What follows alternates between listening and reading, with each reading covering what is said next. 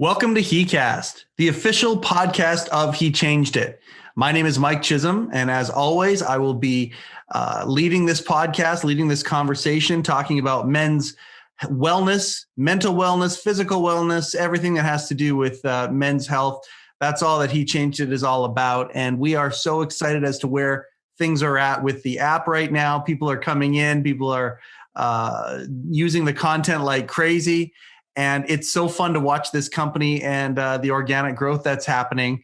And we've got some very cool things that are coming up soon. I'm super excited to be here, and as always, very grateful to be having conversations centered around men's mental wellness in the current state that we're in 2021. Thank you for joining us. Today we have a guy. I'm very excited about our guest today because this is a guy who. He's one of those guys that you definitely you never want to judge a book by its cover, and this is a guy who has definitely had that happen to him many times. He's a gigantic man. I got to know Jared because one of the things that I've been involved with is a give back program in the professional wrestling world. We've had Al Snow on the podcast, and we've got other wrestlers who are going to come on board here pretty soon. And through this charity fundraising event that I was a part of and helped co-found, we had some sponsors, and one of the sponsors was a very successful supplement company called Popeyes, and they just always saw what we were doing, and they always supported us. And one of the chiefs of the local Popeyes that I would deal with is this guy by the name of Jared. And it's crazy. We always had this good dynamic. Everything's good. But when He Changed It showed up, and we started the discovery and kind of putting it out there that Candy and her team were going to be building He Changed It. One of the first people to pop their heads up and say, "Hey, what's this thing all about?" was Jared. This big, amazing guy when it comes to the knowledge of supplements for the body. And I think that's where that judging the book by its cover comes from. But turns out there's a whole lot more to Jared Kittlitz than just supplements and just bodybuilding and all of that. Jared has an amazing story, and we are going to dive into that a little bit today. And we're going to talk about body image, which we've talked about here on the podcast before. So without further ado, I would like to welcome the Vanilla Gorilla himself, Jared Kittlitz. Thank you very much for coming on here. I know we've been wanting to do this for a long time. I'm glad that the universe has finally aligned itself so we can do this. Jared, thank you so much for taking time to be here, man. Well, thank you too, sir. I'm really excited for where this entire movement can go. And like you mentioned, I saw it from the start, and the vision and having the scope that this has the potential to help a lot of people is really what struck me. Yeah. And I appreciate that so much about you. We talk sometimes a little bit about the pain points that guys are going through, living quiet lives of desperation, because we don't like to talk about things very much. And one of those pain points that's at the very top of the list for men out there is body image. Many people are surprised by that. You are not one of those people. Yeah, no, not at all. We touched on it before. Coming into high school, I weighed more than I did when I graduated.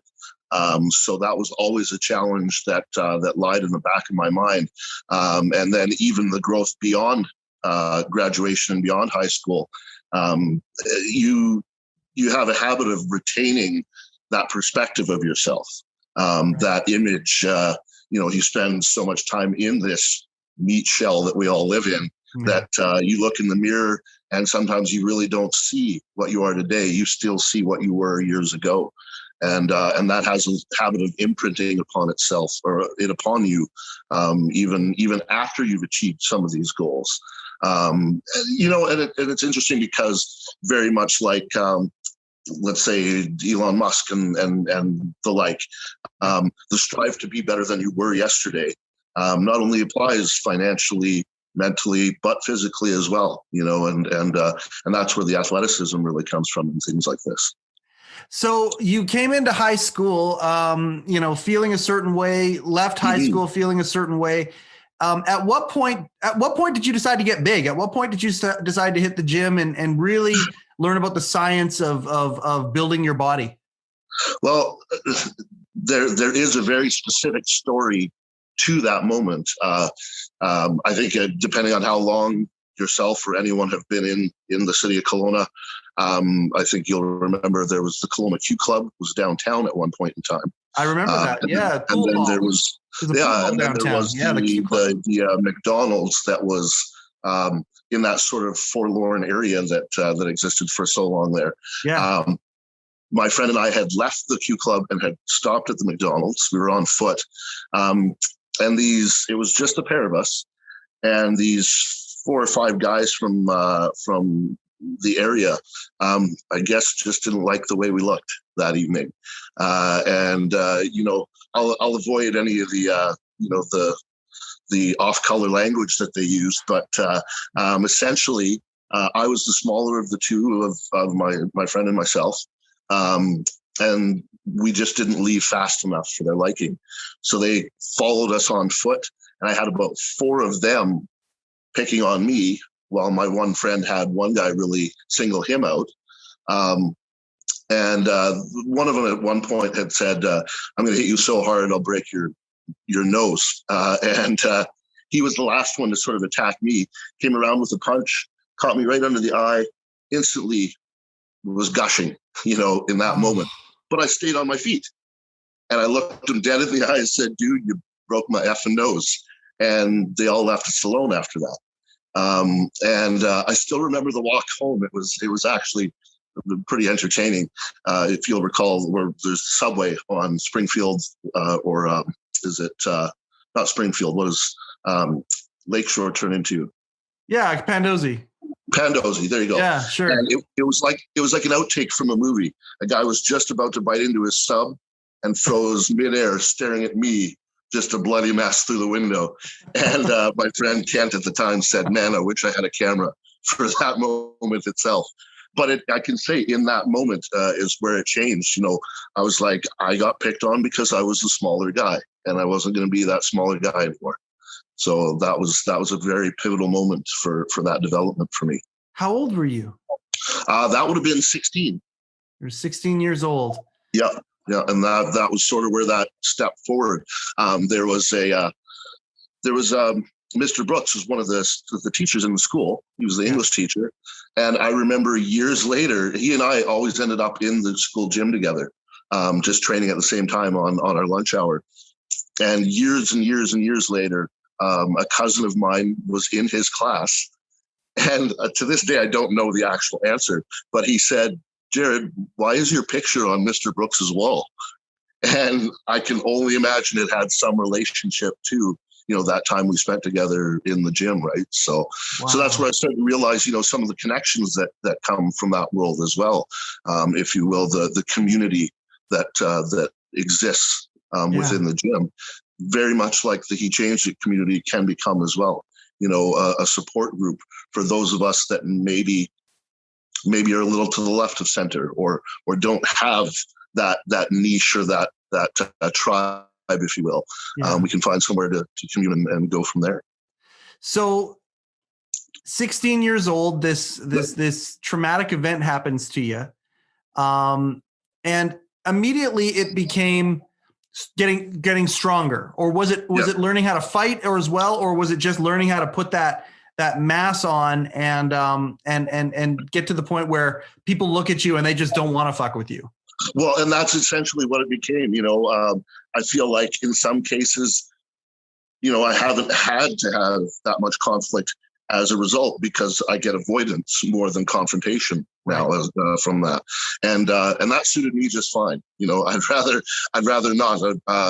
Jeff, the owner of Popeyes, he always called me Gentle Jared because I looked scary until I opened my mouth, and then he was like, "Oh, it's just a teddy bear, right?" So, well, and that's the judging the book by the cover that I started the podcast with, and I think that happens to you a lot, just based on your looks. Does that frustrate you ever? It has. It certainly has in some cases, because Um, I spent a little bit of time, doing some bouncing, and that's more recent. Made a foray into a little bit of acting as well. Yeah. But as a result, there's certainly been some typecasting that has come out with that as well. Right. Now, that has its disadvantages, but advantages as well. And one of those being just before the lockdown came, I had been asked to join a stage performance called The Walk, which was about human trafficking. And of course, I fit into the role of the John / pimp / enforcer, all those things. Yeah. And it was interesting reading the reviews for the play. Catherine, the writer, she remarked that it was the best performance of the ones, the best of the ones that she's had across the nation. Was the one we did. We ended it just before the lockdown started at the end of February there. Yeah. But one of the comments from the viewers was that I brought the play together just with my presence because of the size. It was very clear the domination and the influence that I physically imposed was enough. And being a first time on stage was also a great experience too. So it was nice to hear that sort of thing be a benefit rather than a negative, for sure. It sounds like you've done a lot of stretching of yourself. You stretched yourself. You certainly didn't go into high school as an athlete when it came to where you are now and what you've done. You've definitely stretched yourself that way. You stretched yourself into acting, whatnot. What's the thing that you learned the most in doing that for yourself and putting yourself in that new situation? What are some of the things that you've learned about yourself? Well, it was interesting because even just in doing the auditions and things like that, and an odd parallel, even a comment that one gentleman made at the bar one night. I guess I had a habit of moving really quickly around the space. And he looked at me, and just a random older guy, and he says, "You know what, dude, you got to slow down. You're moving too fast."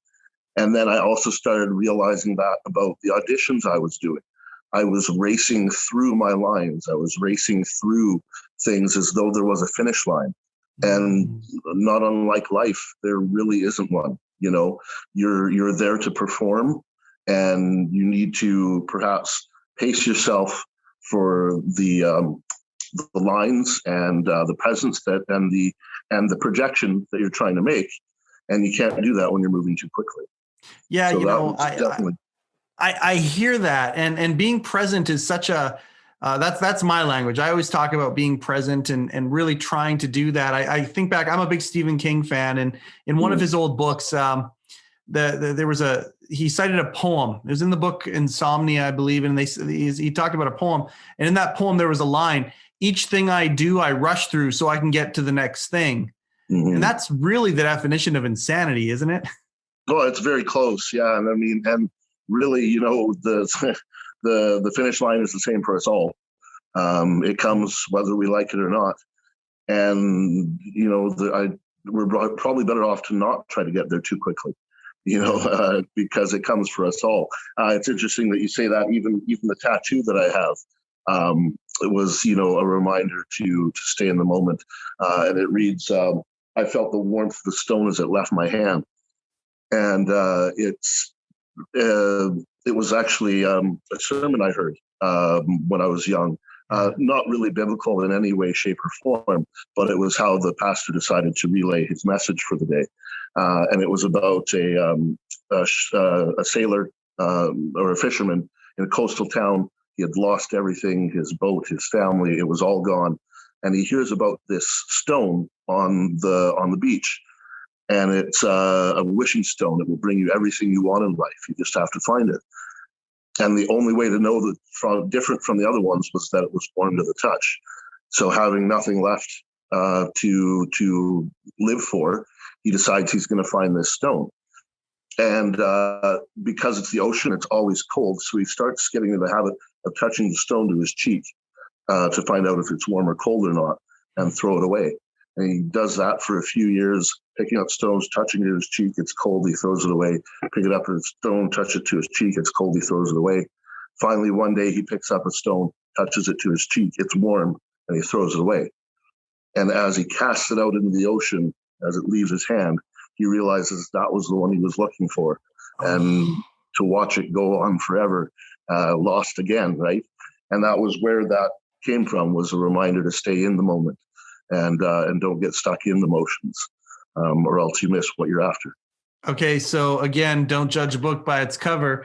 Yeah, armchair philosopher and all of that. I want to talk a little bit about body image and fitness and things like that. You got a lot of things, but before I do that, you were one of the guys that put his hand up right away when you saw he changed it, and you saw what it was that the team was building.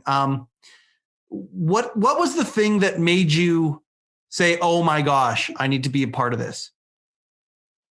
Well, there's a combination of factors, and I'll do my best to sort of sum them up, sort of in a whirlwind all at once. Not having any children, being 42, not really having the greatest fatherly figure in my life directly. The opportunity to be some of these things for someone else, but within arm's reach, just to be honest, with an app on the phone, which we're all very accustomed to now, just a real perfect storm of opportunity to have a positive influence and to continue to do so. Even, at work, when I was at Popeyes there, it was more of people would come and say, well, what do I do to look like you? I would like the opportunity to say, have someone ask, well, what do I do to be like you? Not just look like you. And that's where, I hope I can be that influence for someone. We talk about with He Changed It, what the team is building and banking on, and it looks like it's happening, is that guys can come into this place and they can take something that they need, but they can leave something that they know or leave something that they have. Very much so. And you saw that right from the start, and you immediately wanted to start leaving things that based on the experiences that you've had. You immediately wanted to share. I just came out just to go into real time here, just before this meeting here, I just came out of a 2-hour meeting. The Canadian Mental Health Association is building a course right now. It's one course, but it's probably going to turn into multiple courses that's going to go into the He Changed It app. And one of the things that we were talking about is the idea of vulnerability and sharing. Jared, straight up, you're one of the most vulnerable guys I've ever met. And you don't, again, the judge book by the cover, you don't look like you'd be one of the most vulnerable men I've ever met. Fair enough. Yeah. Have you always been this guy, or was there a turning point where you said, yeah, I want to start sharing and giving? There was definitely, there was a turning point. I was, for lack of a better term, I was often accused of being a robot for much of my life.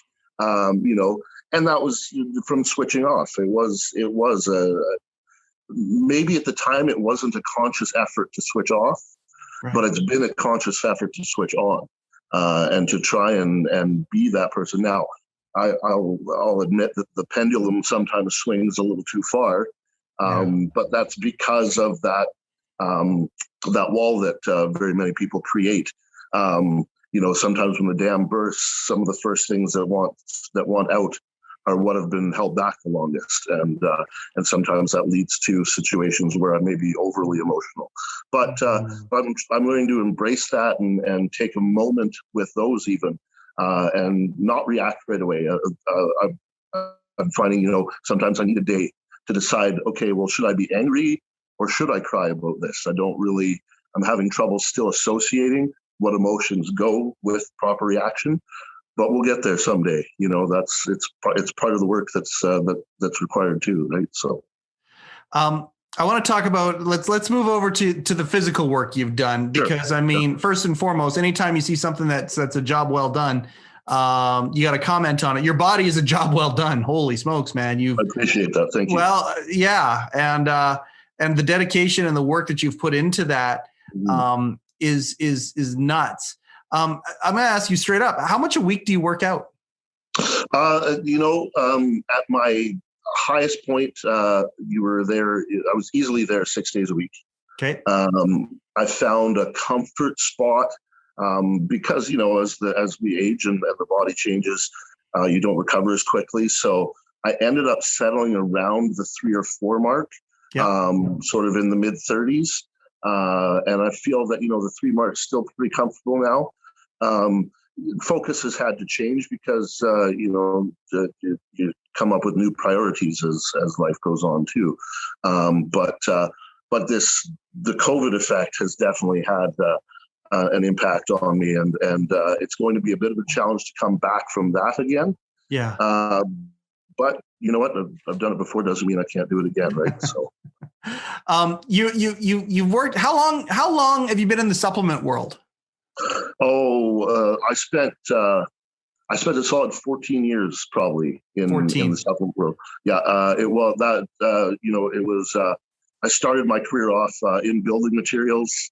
I had my grandfather was a carpenter, my dad was a carpenter, my uncle was a carpenter, and I swore up and down I'd never have anything to do with building a house in my life.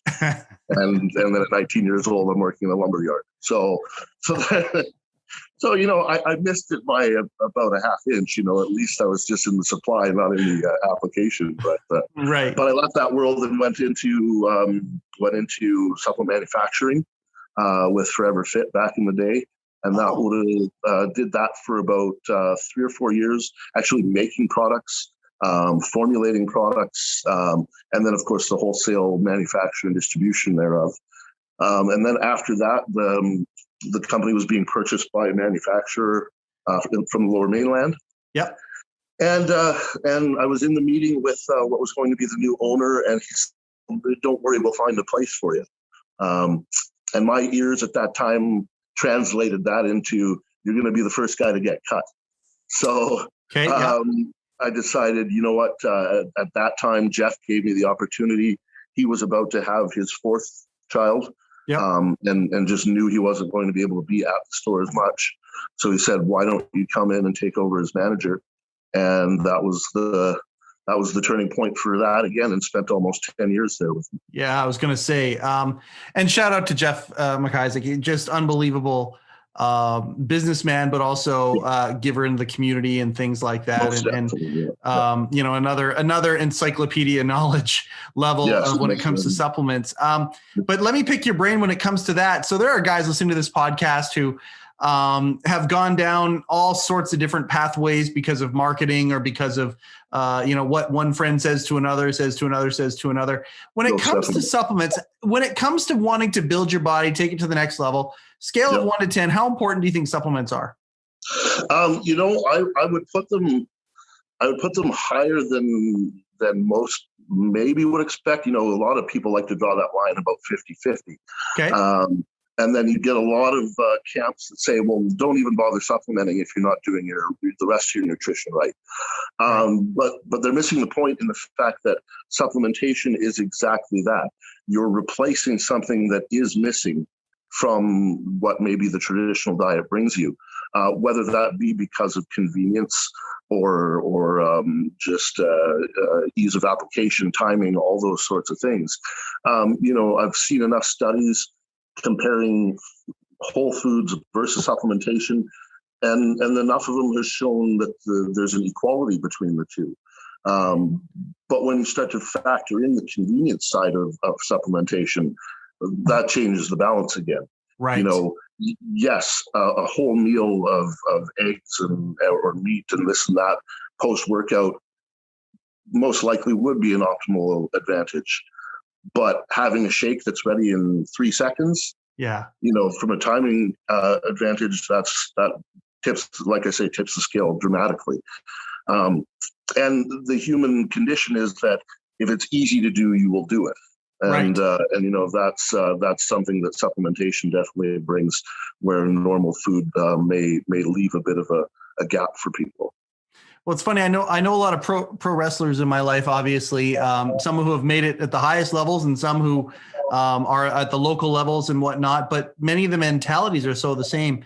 When people talk about steroids and supplements and things like that, one of the first things that these people who perform at this level say is, okay, yeah, people think that they forget about the fact that we still have to do the fucking work, the hard work, like the really hard work, the really granular work to get things looking this way. 100%. And it comes down to a lot of hard work. But at the same time, we've got guys who want to make that choice, who maybe maybe they didn't physically have their nose broken, but they have that image of themselves from when they were a kid and they felt inferior, and they want to make a change of some sort. And if they want to make a decision to start doing something, to change the way that they look, to change that, is protein the number one supplement? Is that the building block when it comes to supplements? Protein is it, or is there something else? Like, what are your silver bullets? If I were to put anything at the top of the list, that would definitely be it. Yeah. I through those 14 years, I've had the opportunity to try all sorts of angles and all sorts of approaches, even from a dietary standpoint, from doing keto versus or keto dieting versus, high carb, low carb, high protein, moderate, all different kind of diet types. To bring it back almost to the mentality of things, what works is what works for you. If you can be the kind of person that's never going to eat a piece of bread again in your life and be 100% okay with that, keto is going to work wonders for you. Yeah. If you can't imagine going a day without a pretzel or a cracker, don't even bother trying keto, because you're setting yourself up for failure. Right. But it's a mentality. If you mentally can handle a certain method, it's going to be successful for you. And that's why you have people that are better endurance runners versus guys that are better sprinters. Right. Mentally, they can put themselves through the motions, to run the 1,500 meters rather than just the 100-meter dash. And that's the same thing with diet and nutrition as well. If you're the kind of person like myself, who with those jobs that I had was mostly sedentary at work, that had an an influence on the type of diet I had to choose as well. Gotcha. But across the board, protein was always top of the list, because your body stores amino acids in muscle tissue for the necessary chemical and hormonal processes that your body does. Right. Body fat storage, no problem. Your body's got that figured out, 100%. Water balance, it's very, very good at that. But the only place to store those amino acids is in the muscle, and where you get the amino acids has to come from your protein. So that's why I put that one very much at the top. When I was, I've got a few years on you. I'm in my mid 40s, and I remember all these fads that have come and gone along the way, and some of them have come back around a second or third time. I've seen in my 100%. Yeah. You look at creatine, right? Yeah. I mean, and if you want to really, like, the reams of studies that exist on, let's say, a top. If you're going to have a top two, creatine would certainly be in there. Aside from the usual benchmarks, I'll circle back to, hydration and all those other things are obviously factors as well. Sure. But, if I were to sit down and say what have become my very, most basic daily intakes, would be the protein, creatine source of some sort, branched chain amino acids. I find those have been very effective. Like a glutamine? Glutamine's in there, but branched chain amino acids, essentially, well, to use the word there, that's where they're essential amino acids. They have to come from your diet. Your body can't synthesize, can't formulate them, can't get them from somewhere else. They have to come from the things you eat. And the unfortunate thing to that is someone who's chosen a vegan or a vegetarian lifestyle. vegetables don't often have very much of those. So Right. animal proteins and dairy proteins, very, very high in those concentrations. Not to say you can't get them from vegetables and things like that, Yep. just not in the concentrations that you'll see elsewhere. So that, again, changes the necessity. We're moving from supplementation to required nutrition at that point, Right. you know, for someone like that. So again, that brings us back to lifestyle choices even influence what becomes necessities from the supplement standpoint. That's and it's a deep rabbit hole that we can go down when it comes to this. Yeah. And you're in the app, right? Yes. And this we might be a little premature here because we're just starting to build the community within the app. But at the end of the day, I want to be at a place where people can come in and they can ask questions and bounce things off of people. I'm just going to throw this out there to the He Changed It community. Jared's very active and will be as we expand out all the features that are coming in. Jared's going to be a huge part of this, and he'll be literally an encyclopedic knowledge of this kind of has that kind of knowledge of this kind of stuff. And these are the types of things that guys think about. Like, okay, like, does creatine really work? Does protein really work? And what it comes down to is, from what I'm hearing you, is the mentality of what it is that you want to do. And there's a whole lot more than just taking a supplement, but actually revolving it around who you are and what it is that you want to achieve. Yeah, you're 100% correct. And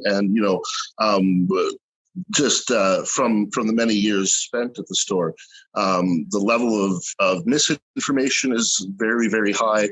But one of the most exciting things, and this is why I agree with you, Mike, I mean, I encourage people to reach out and ask me anything they need to, because there were things that always got me excited when I was there. Having someone walk out of the store, come back and tell me how great it worked for them was always a real point of enjoyment. Helping a person avoid some of my own personal pitfalls, that was always a very exciting moment. And so was, seeing that person actually starting to like how they look, and that you can't really, I mean, you're paying for it, but you can't buy that from them, Yes. It's, there was always a sparkle that came with them too, from the fact that they were doing something that they tangibly knew and could feel and could see was working. And really that's something that everyone loves in their life in any aspect, really, to put work in and see a result is what everyone desires. Well, and that's the positive comparison, right? And I mean, I think all of us at one time or another have been in the place with the negative comparison, where it's like, that the positive comparison is what you're talking about. It's, I did look like this, now I look like this, and maybe it's one belt loop, maybe it's two belt loops, maybe it's that shirt that used to fit me right that no longer fit me right and it fits me right again, or my wedding ring, I couldn't get it off nearly like I could before, but now I can. But then there's that negative comparison where we may be making headway, and then we take a look at the guy next to us and we're like, oh, fuck, I got a long way to go. And we start. Well, that is a human nature. It's unfortunate. It is difficult to keep perspective like that. I mean, from an anecdotal standpoint, I remember this would have been around 2007. There was a lady I was dating at that time, and she struggled with body image, which I could see the parallels for myself at that point in time. And it was, in her mind, she hit a stalling point, and I had to bring her right back to ground zero and say, look, you've lost a dress size a month for 4 months consecutively. There isn't anything else that you could do to benefit yourself quicker than that without becoming unhealthy. Right. And that's where, again, I hope that the He Changed It community, society, however you want to look at it, can help each other as well, whether it be from not just physical, but mental. Look at the work you've done and where it has got you, sometimes you need that reflection, someone to see not just yourself in the mirror, but someone to see you and tell you how much you're changing. And that's not something that's easy to do when you're all by yourself looking at the four walls during COVID. It definitely you lose perspective very, very easily in today's world. And on top of that, like, I'll do it like from an anecdotal standpoint. I don't know, like Milo, the wrestler from what was 500 or the 6th century or whatever it was. Yeah. He was the Grecian wrestler that carried a calf every day into adulthood. The calf gets too big now. The calf outgrows us in today's world. It was, and I know that's something that's hard to keep perspective on, because one day you wake up and you just can't lift it. And it's because it's actually gotten more than you can do by yourself. And I hope that's something that can come out of this too, is, that support system for some guys. So. You used the word, we've been using the word in-house here, community, a lot. I love the idea that he changed it society. I like that. Idea a lot. We're going to have fun playing with that verbiage for sure. I appreciate where you're coming from when it comes to that perspective, because we are our own worst critic many times. Yes, 100%. And it can be used, being driven. I love the idea of being driven. I don't like the idea of being obsessive. And, I don't like the idea of an unhealthy ambition versus a healthy ambition. And I mean, you've, from a physical standpoint, you have certainly seen it. Maybe you've taken lessons out of yourself. You've seen it in others. So you've seen where people get unhealthy about this stuff and obsessive about this stuff. It's a little bit like, is it Hunter S. Thompson? The only ones that know where the edge is are those who've been over it. Yeah. And I can say I've been over that edge myself, and have had the fortunate ability to recognize it and come back from it. But how did you do it? How did you come back? Well, when you start to realize, what's the best way to put it? There's moments in life where, whether you call it, the alcoholic's clarity, if you will. Moment of clarity. Absolutely. Yep. Moment of sobriety, whatever it is. Yep.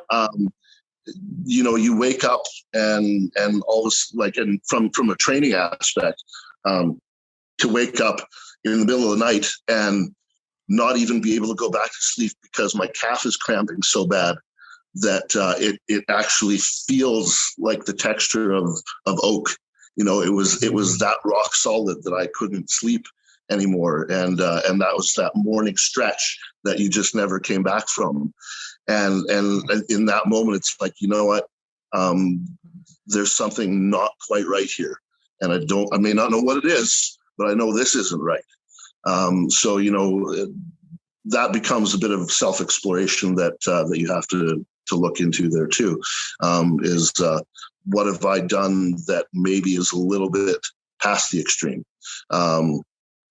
Because you have to go to step on stage and bodybuild like Arnold did, and even myself at the amateur level. You have to go to some extremes, but the knowledge and recognizing that you can't do that forever is something that's sobering in itself too, right? So I told you this is going to go fast, and it has. Now we still got a little bit of time left. Yeah. I want to, obviously you're going to come back, and we'll have more conversations like this and different ideas when COVID's over. I love the idea of doing some panel podcasts and things like that, and being part of the community. So thank you for being so open. I'm going to ask for a little bit more openness, just because this self-exploration that you've done, you kind of got kicked into it in some ways. And I mean, you've told me your story, and I just want to kind of, without probing too deeper than you're comfortable telling, you were raised with your grandparents. Yeah. I was born in Camrose, Alberta. And at 15 months old, I was moved here to BC with them. And don't, the real backstory as to what happened probably died with them, with my grandparents. I'm sure there were reasons, whether that be due to some level of addiction or alcoholism that was occurring at that point in time in my family. but it brought me here. And then at the age of 17, my mother kind of reemerged into my life. She had there had been, phone calls, this, that, sporadically through time. But it was our first opportunity to actually sit down, just the two of us. And I don't really know. I mean, hindsight brings a lot of clarity to anyone's world. But I don't really know what she expected to hear from me, other than perhaps the same amount of dislike or disdain that she had developed for my side of the family.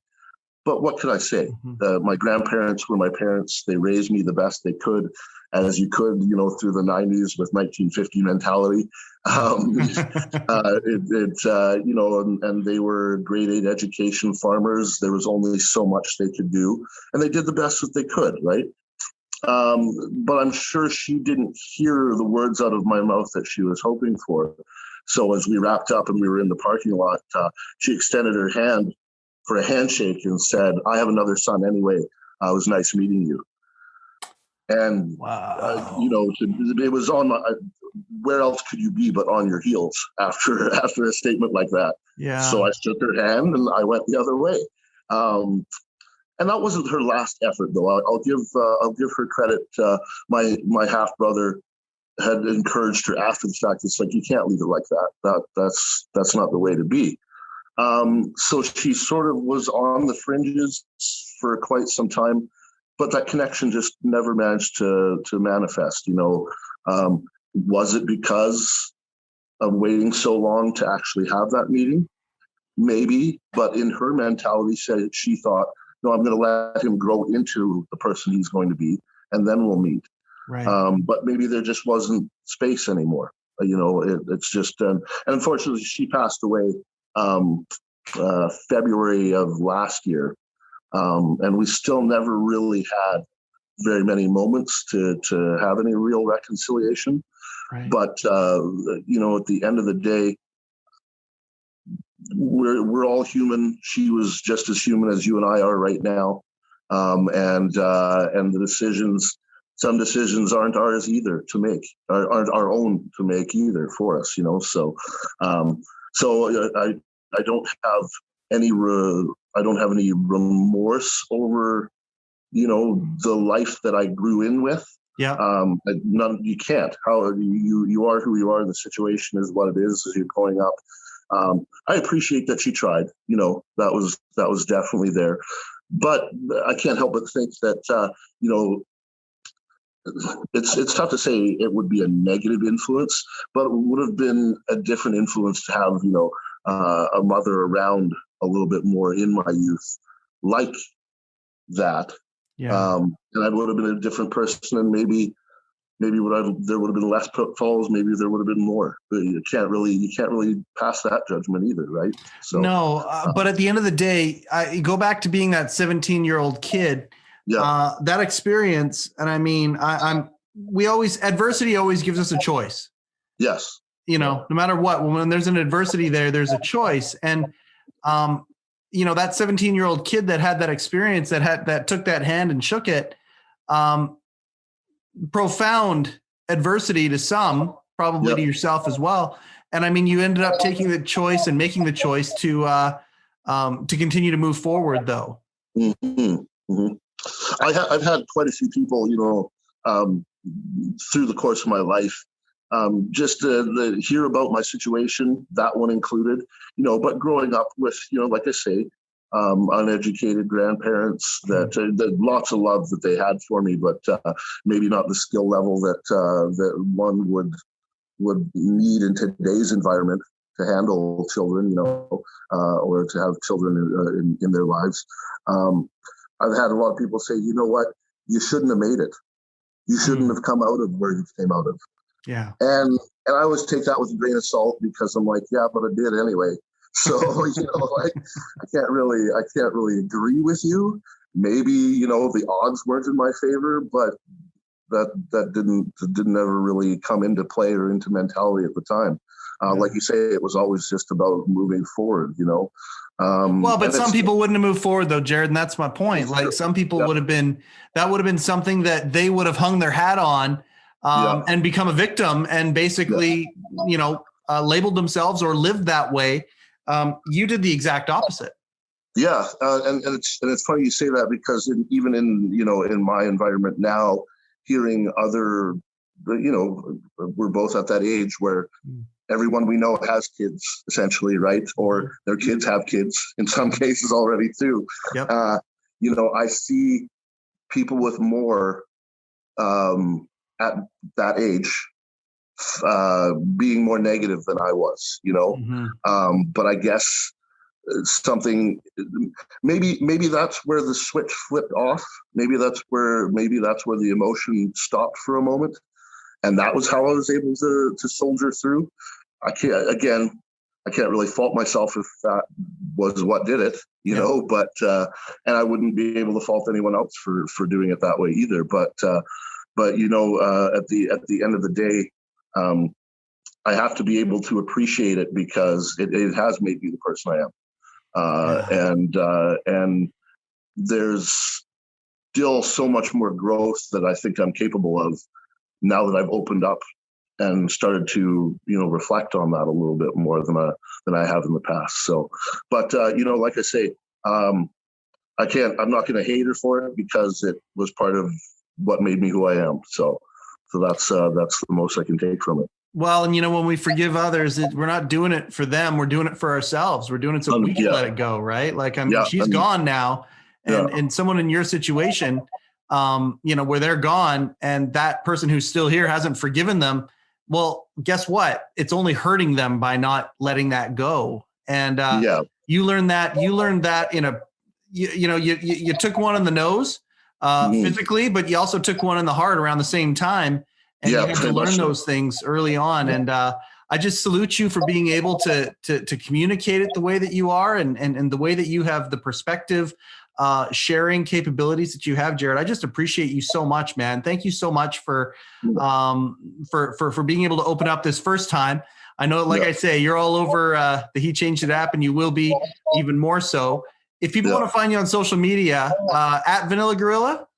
The Vanilla Gorilla _79, I think it was. Vanilla Gorilla _79, okay. Yeah. And any parting words for the He Changed It society that's listening to this podcast today?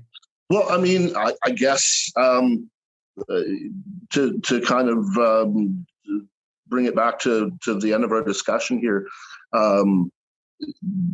the adversity is what will make you a better person in the long term. There will be hard times. There's hard times now, even at 42. Yeah. I'm glad that I have a toolkit now that I've built that maybe handles things better than I would have without it. But I can guarantee you, like you say, at 17, there was no toolkit for that scenario. But maybe I can be that toolkit for someone that's feeling that challenge too, right? So that's why I'm more than happy to talk to anyone about anything at any time. God, man, I appreciate you so much, and I appreciate your heart. You too, boss.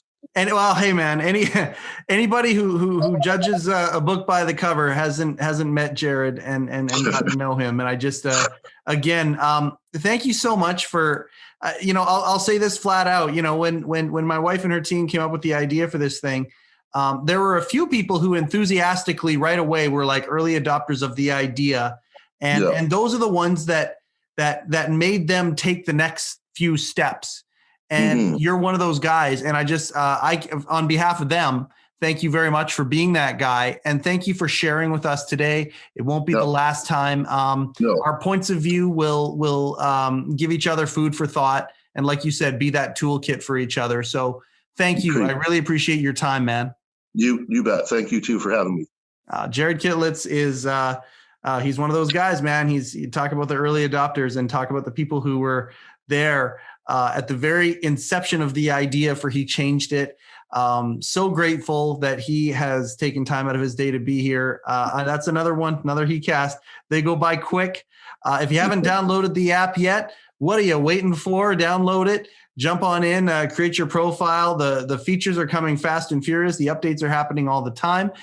If you like this podcast, please share. Please subscribe. Please share. Get it out there. And we've seen a lot of organic growth so far. I haven't put anything into marketing so far, yet we're building this community, and it's so much fun. I'm having a blast doing this. Thank you for being a part of this. That's another episode of heCast, the official podcast of He Changed It. My name is Mike Chisholm. Go change something.